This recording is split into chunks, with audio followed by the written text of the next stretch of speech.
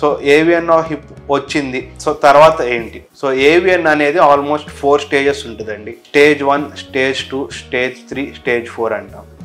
So stage 1, stage 2 అంటే stage 1లో just ఇప్పుడే blood అనేది ఈ సర్క్యులేషన్ ఆగిపోయి ఇప్పుడిప్పుడే జస్ట్ బోన్ పాడవటం జరుగుతూ ఉంటుంది. So stage 1 most of the times మనకి ఎక్స్రేస్లో కూడా కనపడదండి. సో స్టేజ్ 2, స్టేజ్ 3 నుంచి సో ఆ బోన్ పాడవటం అనేది ఇంకొంచెం పెరుగుతూ ఉంటుంది. సో ఈ స్టేజ్ 2, స్టేజ్ 3 మనకి ఎక్స్రేస్లో కూడా కనిపిస్తుంది.